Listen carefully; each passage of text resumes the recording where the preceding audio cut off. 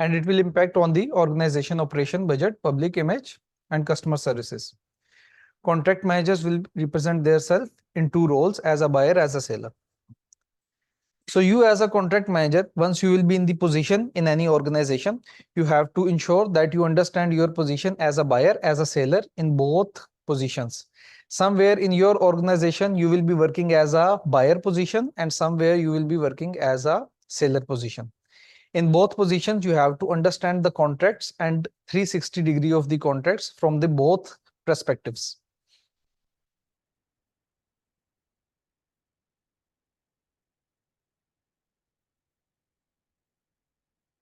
The law, precedent law, is the principle or rule established in legal that a court or other judicial body may apply when deciding subsequent cases with similar issues or facts. Constitutional law, this refers to a body which defines the relationship between the entities in a state. Whenever you are making a contract, you will have to ensure that yes. Which class? Which class? Mechanical. Mechanical? No, which one? Anthony, please mute. Please mute your mic, Anthony.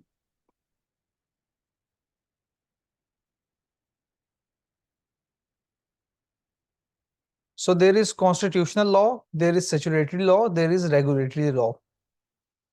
Each refer to the body of law which defines the relationship between the entities in a state.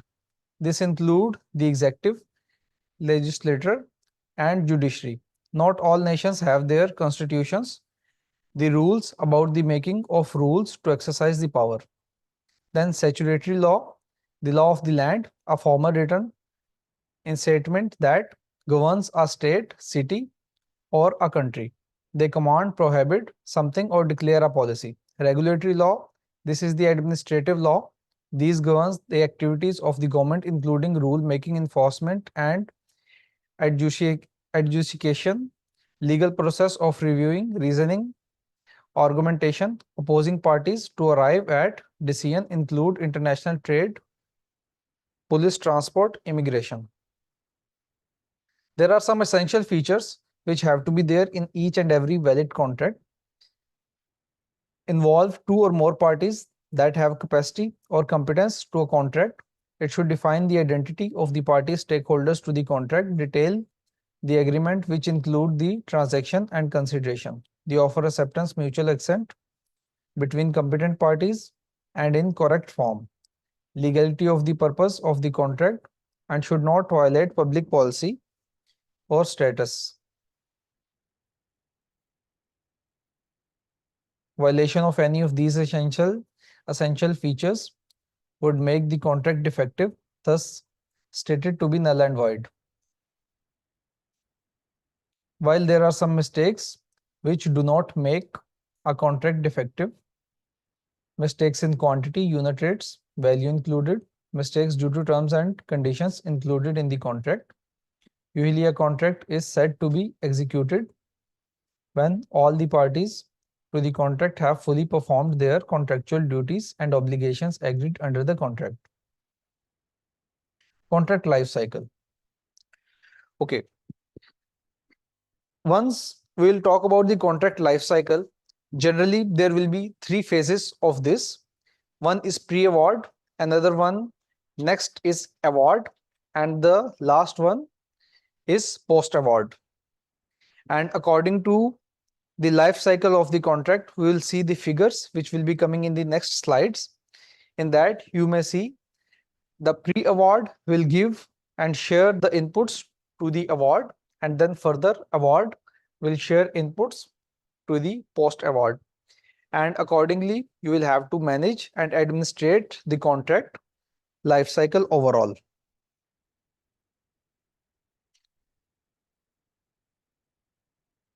All contracts have definite beginning and end. During the contract life cycle, the phases during the contract life cycles are following: acquisition planning. Critical first step include market research, selecting the proper contract type, formulating contract strategy, Pre-award include preparing requirement, evaluating proposal, conducting negotiations, and completing source selection. Contract award, awarding the contract, notifying unsuccessful vendors, and addressing the mistakes in the proposals, which most of our contracts professionals, they don't do it, not notifying any unsuccessful vendors, but that should be the normal practice which have to be notified. Then post-award phase is there, include necessary contract administration activities like executing contract modifications, addressing issues arising during contract performance, invoicing payments, and closing the contract. If any of you have any question, you may please ask. Section is a section after the somebody is unsuccessful. It happens. So we do. All right. All right. Some of the contractors, they don't do that. Yeah. So people to people, it is different. Actually, company to company, we can say every organization, they have their different policies. Okay, we'll go into next slide.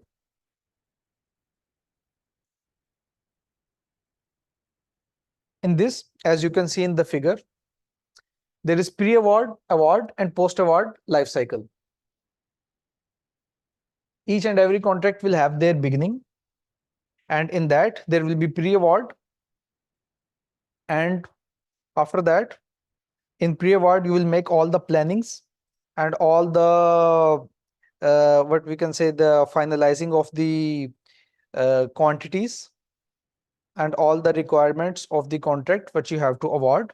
Then in award, you will make final negotiations and you will award the contract to the selected vendor according to the specification, according to your what we can say, your company policy, what are the requirements you have.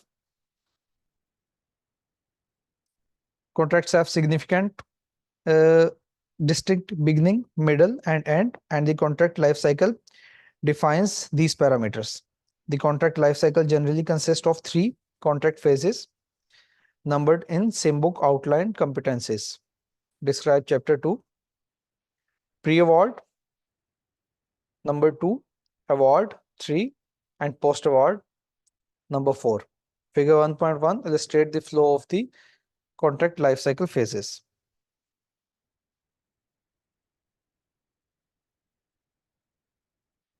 Contract management processes performed by contract managers generally fall into 5 domains within the contract life cycle. 1.2 illustrate how domains and their outcomes relate to contract life cycle phases.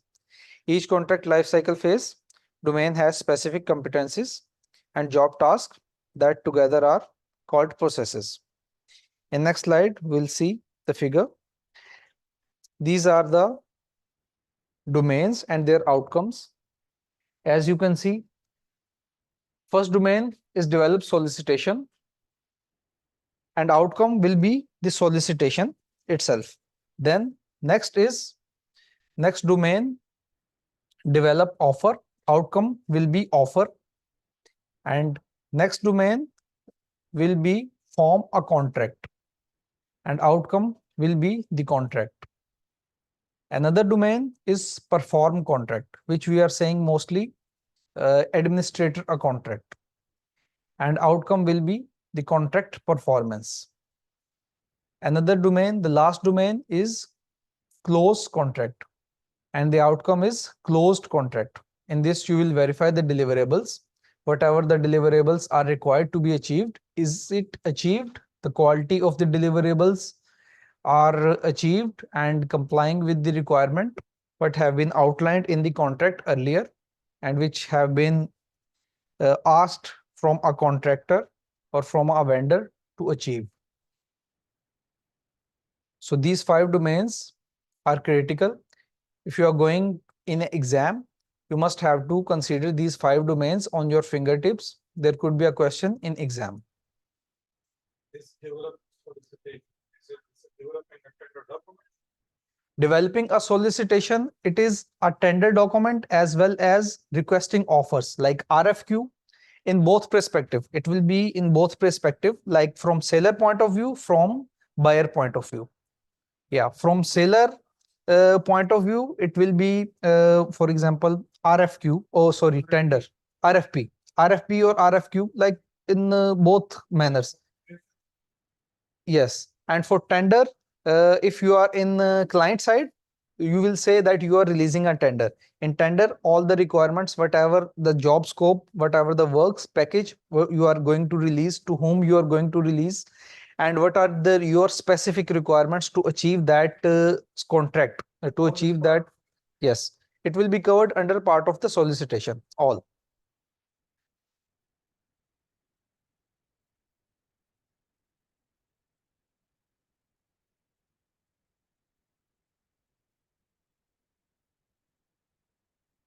Offer, a legally binding promise made by one party, normally the seller, to another party, the buyer, to enter into a contract.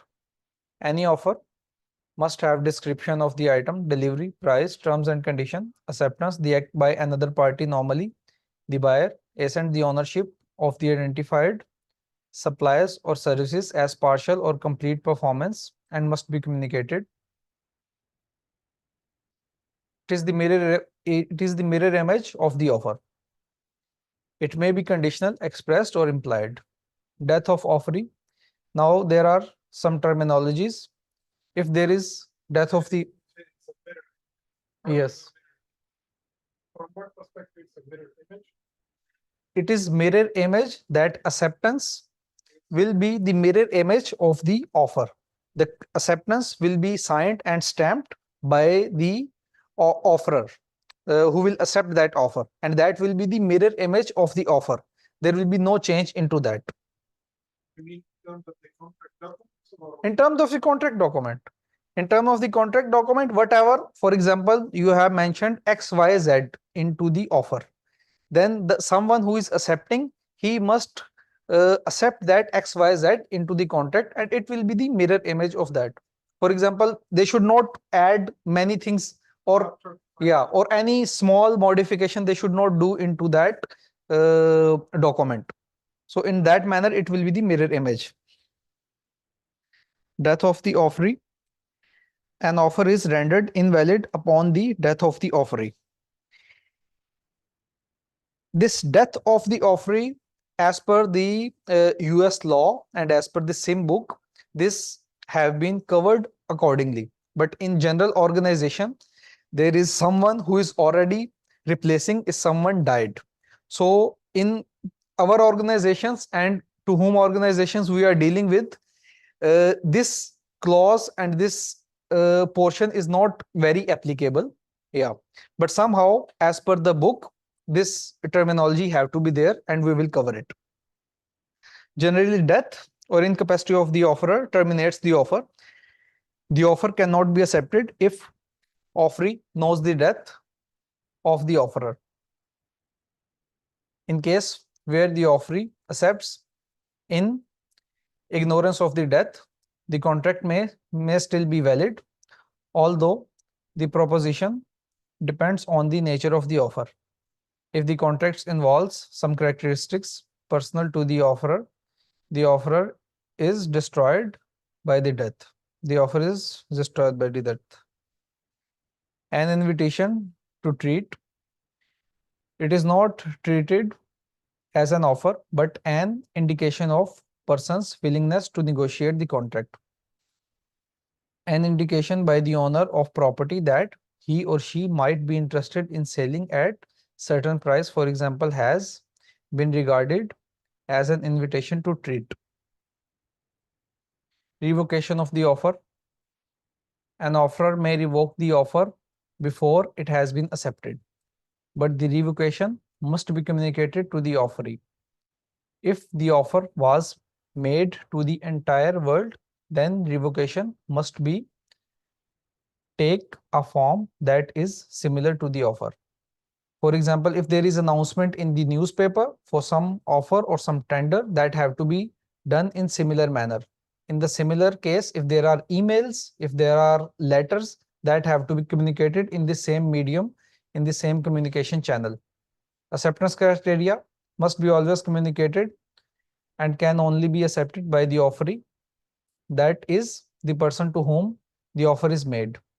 If the offer specified the method of acceptance, acceptance must be by a method that is no less than effective from the offerer's point of view than method specified.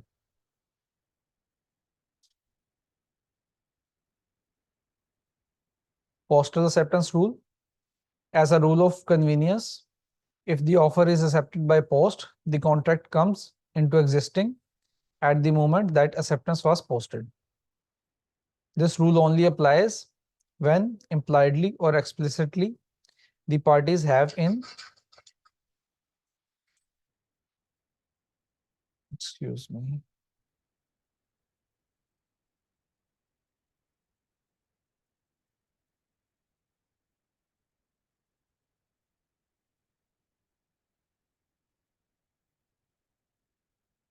It excludes contract involving land, letters incorrectly addressed, and instantaneously modes of communication. The relevance of this early 19th century rule to modern condition, when many quicker means of communications are available, and has been questioned, but the rule remain for the time being. So this postal acceptance, it was very applicable in earlier phases of the 90s, we can say. Nowadays, mostly communication are on electronic. Somehow there is postal communication still applicable for the tenders and some documents which have to be very confidential. Bilateral contract, it is type of contract where both parties to the contract makes the promises. Unilateral contract, it is the type of contract where one party referred as the promissory who make the promise under the contract. There is quasi-contract employed in law. This is not an actual contract. It is based on the concept that is contract should have been performed. These are obligations imposed by law to prevent the unjust enrichment of one person at another's expense. Employed contract, employed in fact. This is the contract in which the terms of the contract are wholly and partially inferred from conduct of the parties, the circumstances, and their tacit understanding. If anyone have any question, you may please ask. Can you give us examples for each of them? Yes. Unilateral contract, this is the type, for example, one party which is engaged in one service to the another party. For example, the services contract. The services contract are one example for this kind of contract, unilateral contract. There is only one-sided services. Maybe someone is giving maintenance to one another party, like that. So this is the one example. Then quasi-contract, it's a concept that someone is giving an concept of the contract. Like there is what we can say, there is one obligation someone have to perform it. Mostly we can say the electronic contracts are part of this. There are concept of the electronic contract in e-contracts, we can say mostly, and we are agreeing on the terms and condition, but somehow it is not existing as actual. So this is the one type of that. All the electronic contract, you're saying they are quasi-contract? Everything has been sent through electronic channels is a quasi-contract? It could be an example of quasi-contract. Yes. Anyone So- online? Yeah, so can you give what is that example of quasi-contract? Once again? Yes. For example, for example, the one which is electronic contract, if we are facing that, we will consider it as the quasi-contract. It will be imposed by the law and it will prevent unjust enrichment of one person and another's expense. For example, is it in the practice? And you can give some example, which sector? As of now, no. Okay. It's mostly in USA. Okay. Yeah. Somehow these contract types mostly in our field, in our, for example, in Middle East, these kind of contracts are not very applicable. Okay. So what about the construction contracts will fall under the bilateral or which one it is? Yeah, construction contracts will fall as a bilateral contracts. That will come under the next slides. We will have, for example, fixed contract, lump sum contract, variable contracts, and what we can say the incentive contracts, Okay. cost plus incentive contracts. That's like that. There are other types of that. Okay. What about the implied contract? Implied contract, it's a contract in which the term of contract are wholly or partly inferred from the conduct of parties. So, you can give some example for the implied contract also, similar to the quasi. Yeah, implied is the next one, but unilateral and bilateral. If the services have been offered, like Ajgal asked for design service to be given, should we consider this like unilateral or this is a bilateral? No, it will be unilateral. It will be All the unilateral. construction is bilateral. It's the same services. In one case, the Ajgal has got contract with the consultant, which is the design service. In another case, Ajgal has a contract with the contractor to provide the construction service. So how it is different in terms of unilateral and bilateral? There are vice versa. There are some inputs which have to be shared through Ashghal to them. But in services, there is only one side. For example, maintenance they have given for 5 years. The services, design services, we will consider that also as a bilateral because there are vice versa inputs from both ends. But for the maintenance part, maintenance we will consider it as a unilateral only, which will be given one side services only. For example, 5-year maintenance, 10-year maintenance, that services will be considered as a unilateral services only. Same we can say for construction. The construction is going to be delivered by one contractor. Both are different in different definitions. In bilateral, you will share the information in both sides. Like which information? We have to share information whether it's a unilateral or it is bilateral. It's a contract. But this is the terminology difference as per the book. Yeah. We can very well consider the supervision consultant contract as unilateral because this is a one-side service, right?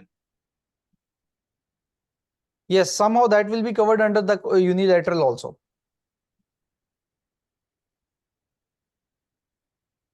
Okay, thank you. Yeah.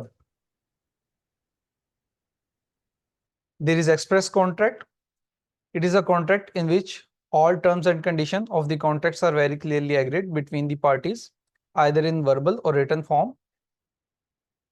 It is opposite of implied contract, as is a contract phrases referring to the condition of the goods or services to be exchanged at the moment of transaction and used as disclaimer of liability.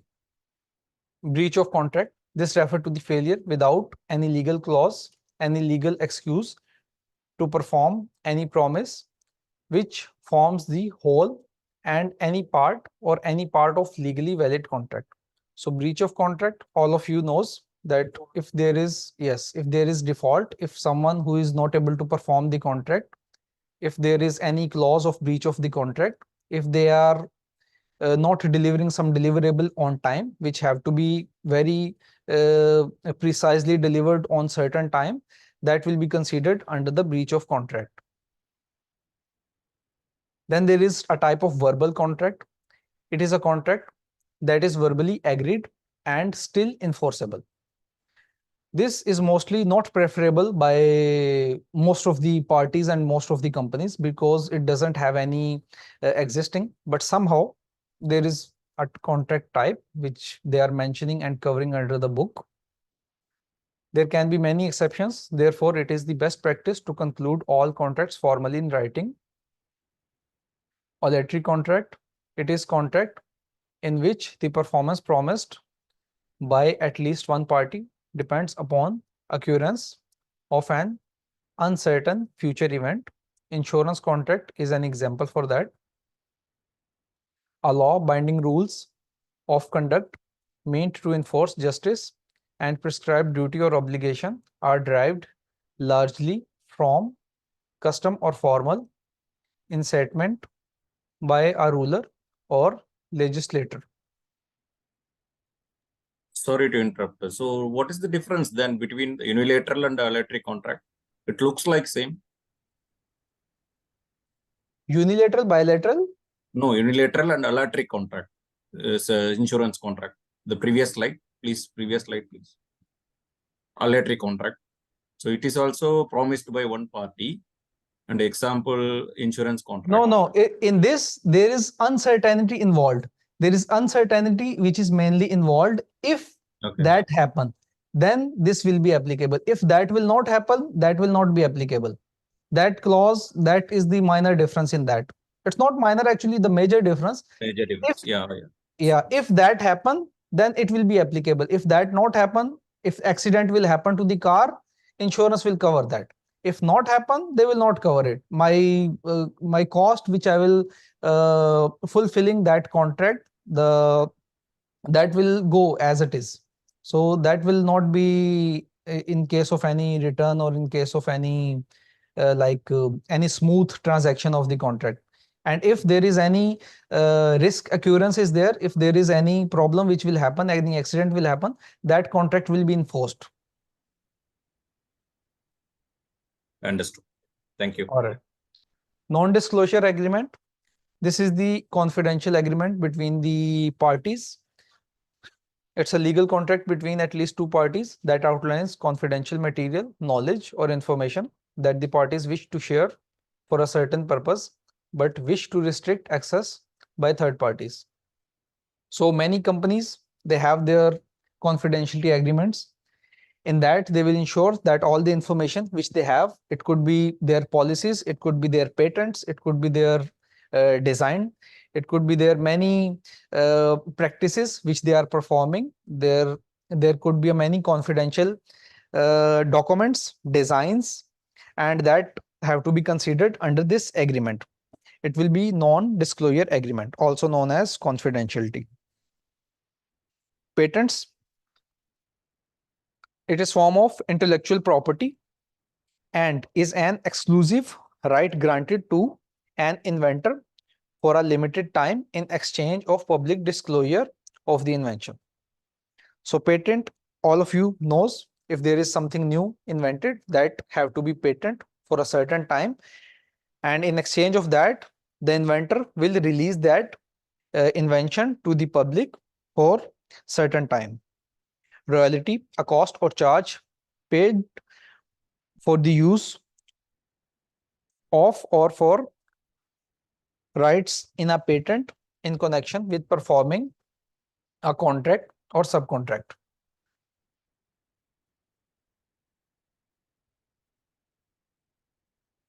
Trademark. It is distinctive mark of authenticity to confirm the origin from a unique source and distinguish its products or services protected as intellectual property. Trade secrets. It is formula, practice, process, design, instrument, pattern, or completion of information which is not generally known or reasonably ascertainable, by which a party can obtain economic advantages over the others.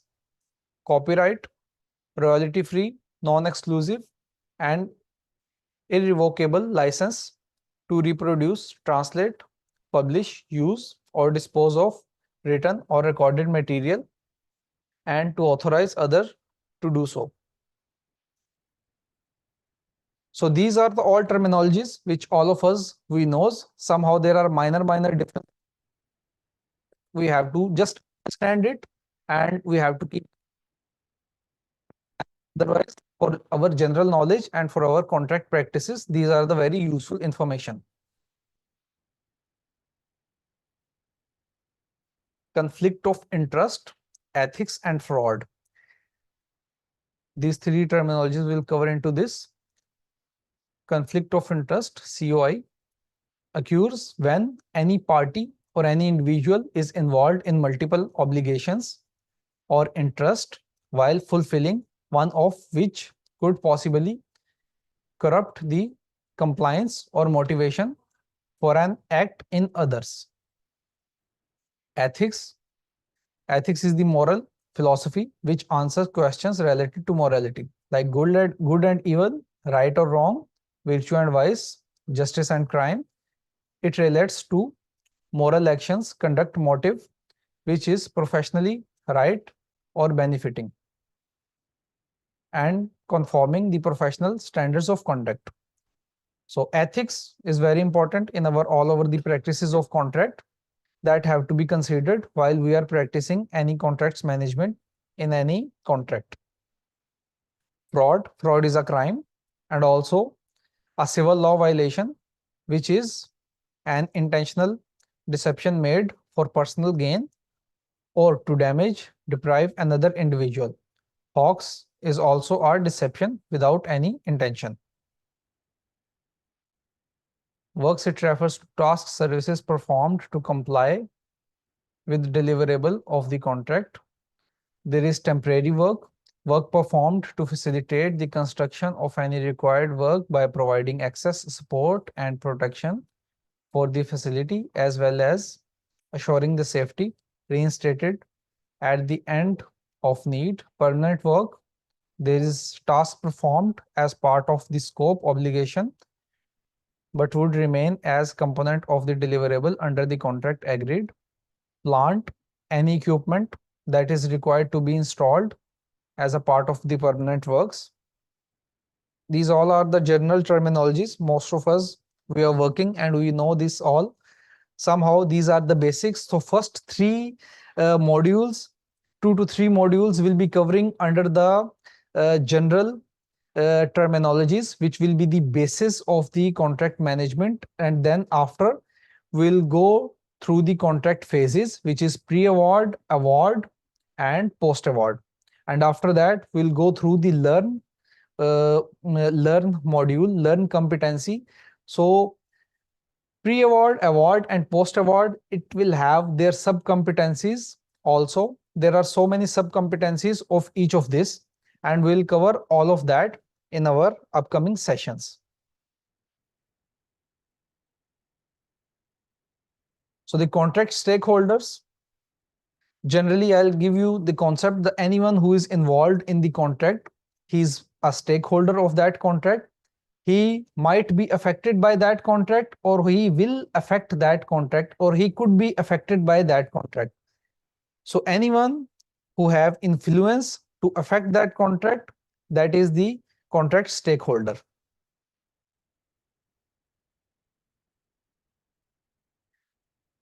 That could be a party with the requirement to be fulfilled, often the initiating party in the contractual contractual process.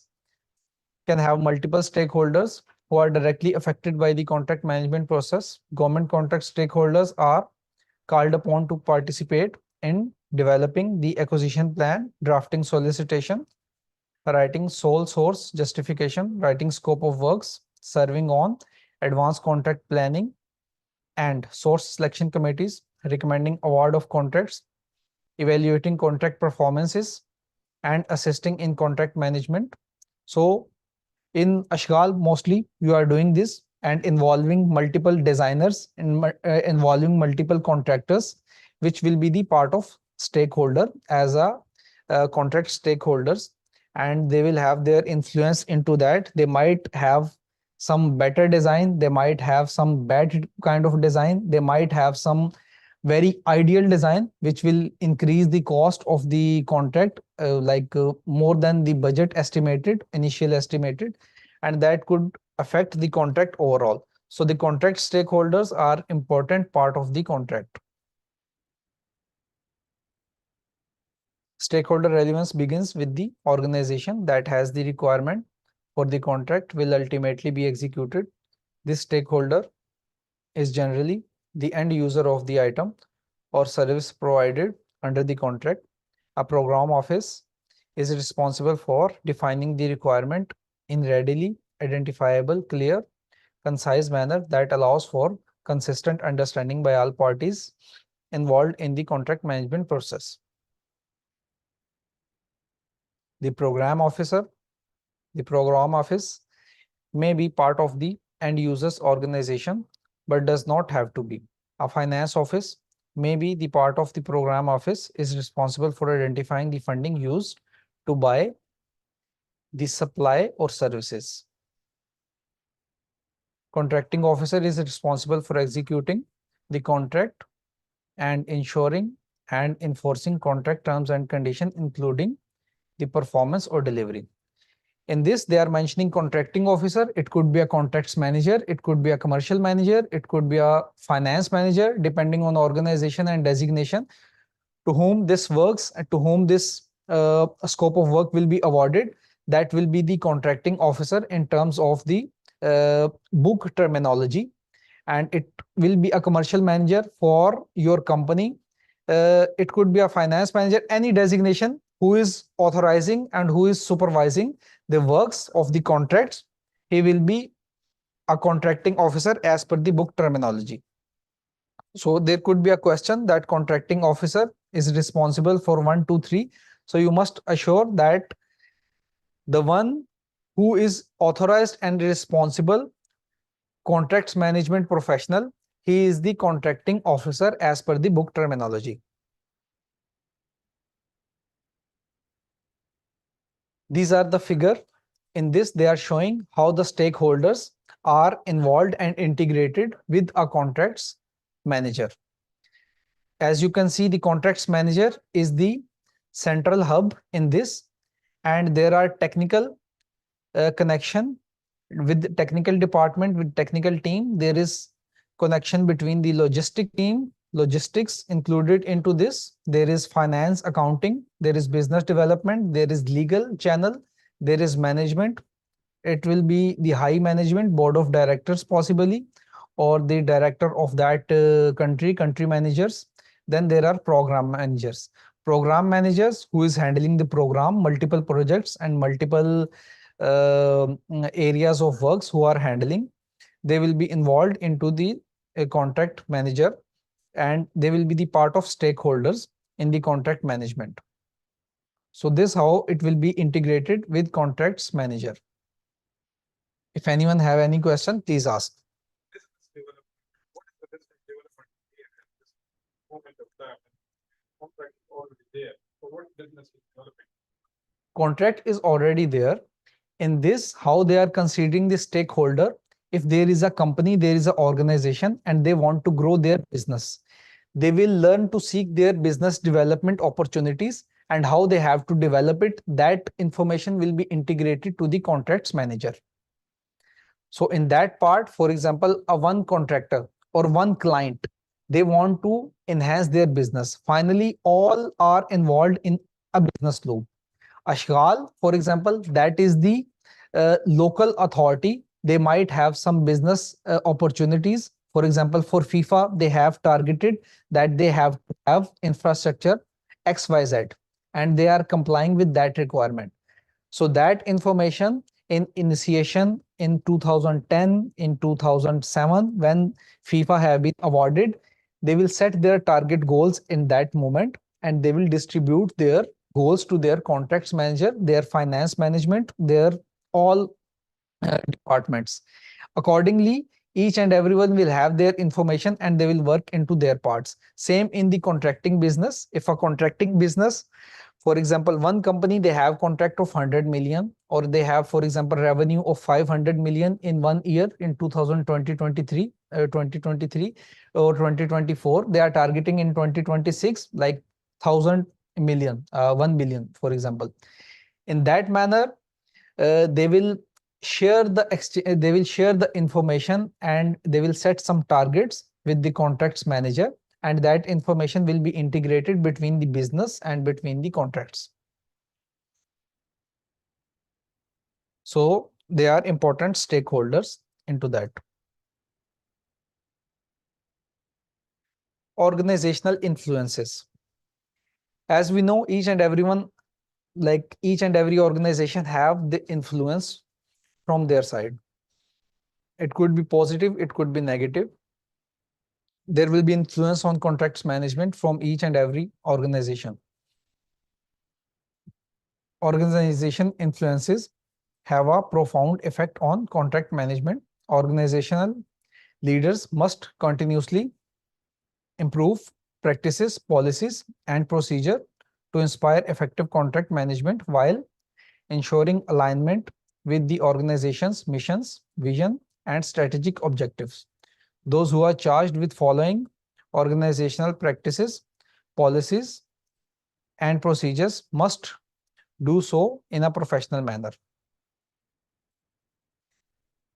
So whatever your organization, they have mission, they have their strategic objectives, and they have visions that have to be influenced in the contract management profession. Contract management profession. What constitutes a profession? All of us, we are involved in contracts management profession, and we know generally what are the responsibilities and what are the scope of work for each and every profession, what are the works to be done. Somehow we will go through this brief information as per the book. Although individual responses to this question may differ, fundamentally a profession is intended to be indicator of trust and expertise. The IIS Department of Labor has held that a profession has at least 5 distinct characteristics. This department is USA department, and in book they have referred to multiple organizations and multiple departments within the USA. So as per them, there are few characteristics which they will mention here. A professional organization, a code of ethics, a body of knowledge, research activities, and credentialing body. Contracts management is a vocation within the business profession, which has a very broad perspective in terms of responsibilities. The job scope of a contract manager ranges from administrative skills of managing, organizing, planning, to the challenges of negotiating a major contract. Contract management demands competence in such areas as a contract law, administration, psychology, management, and planning. Hereby, the skills individual enables organizations to improve buyer-seller relationships. So as a contract manager, you as a contract manager, in your position, you have to have multiple skills involved, which will involve your emotional intelligence also. In next slides, we'll go through the emotional intelligence, that is the part of that. And you must have the knowledge of the law, contract law, administration, and psychology management, and planning as well. So while finalizing a contract, while you are administrating a contract, you must have these skills and competence. If you are lacking of any, you may increase your skills and you work on your competence, and you can achieve that competence while working on that.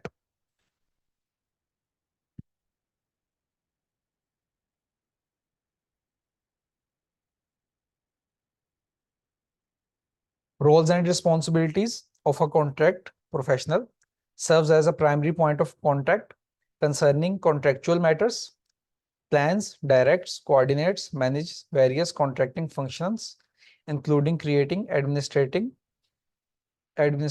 modifying, closing out, terminating contracts, actively collaborates with the project officer to monitor, manage the contract performance, quality, and compliance with contract terms and conditions, take appropriate actions and applies remedies to protect the right of the owner, assist managers in recommending payment and preparing documents such as change order claims, allocate and monitor funds for various contract, monitor performance and compliance of contractual conditions.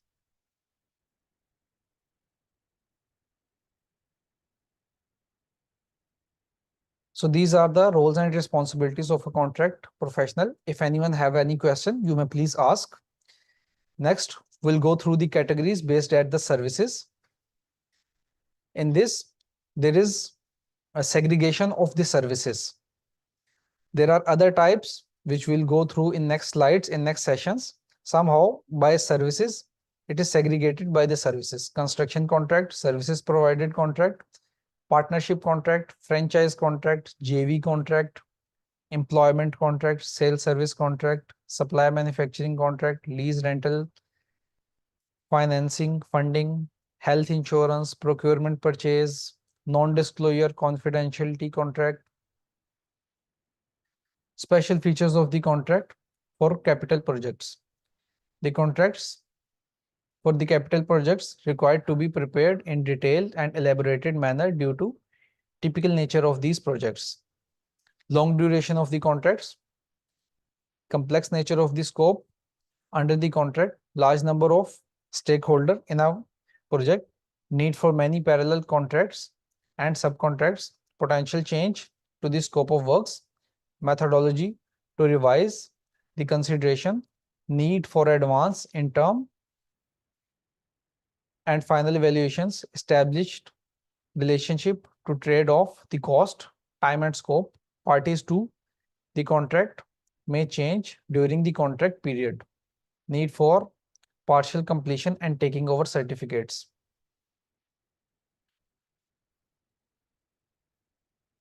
Content of the contract.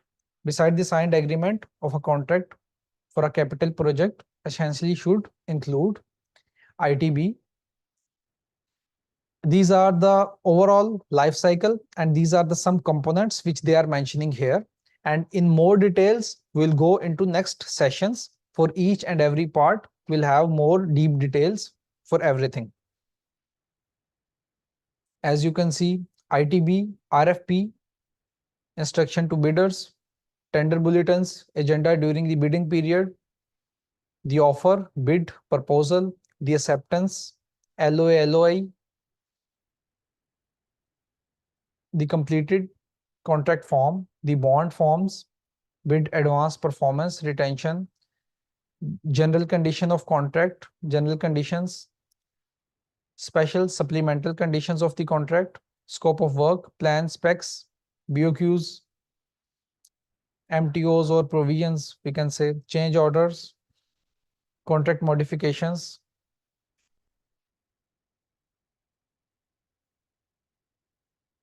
In general, the contracts are classified into 4 types: fixed price, lump sum contract, unit rate, remeasurable contract, cost reimbursement contract, time and material contract. So all of us, we know these 4 are the major type of contracts, and this but we are segregating in our most of the work life, and according to these only we are monitoring our services and we are awarding our services. And these are the types which is the most in the use in the overall the world, in overall contracting life cycle. If anyone have any question, please ask. Time and material contract, somewhere in some few small subcontractors, they are using like that. They will give the time and they, for example, manpower charges, the manpower supply. That is the time of that is the one type of this. In that, somewhere there is a contract which they are supplying manpower as well as material also. In the very low stages, in the very what we can say on the lower ground, these contracts are workable. But on the high standards, there are fixed price only, and there are unit rate like lump sum.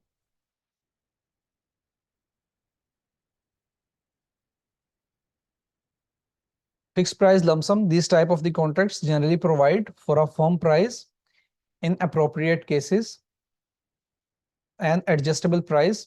The economic price adjustment normally allow for the target price, ceiling price. The clarity of scope definition is must in this. The seller is responsible for quantity changes. The seller has risk of price fluctuations.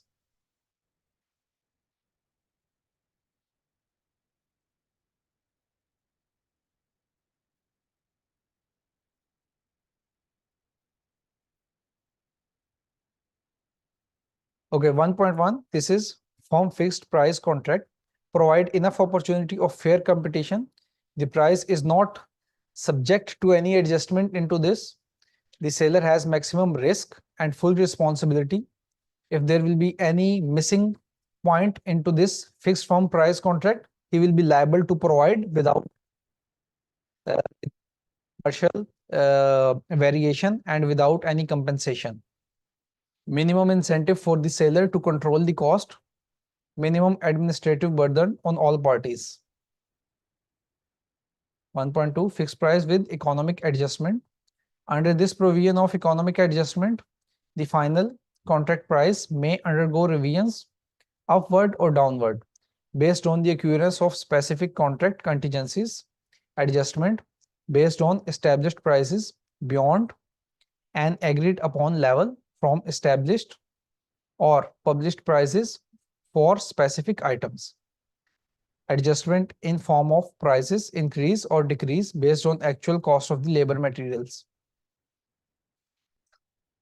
Adjustment based on cost standards or indexed of labor or material that specifically identified within the contract.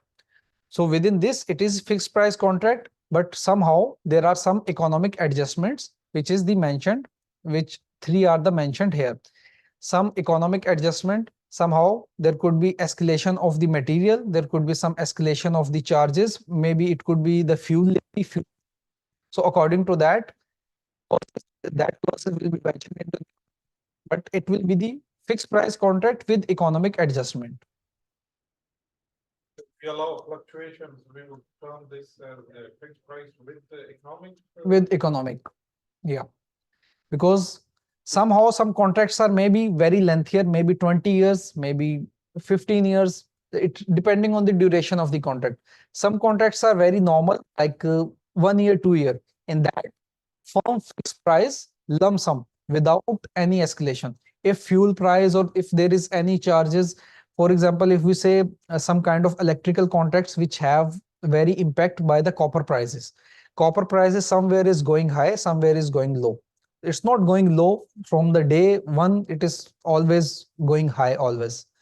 So the low is like maybe 0.1%, but once it's going high, it is more into the percentage. So that's why these contract types will be applicable into that. Fixed price incentive contract. Fixed price incentive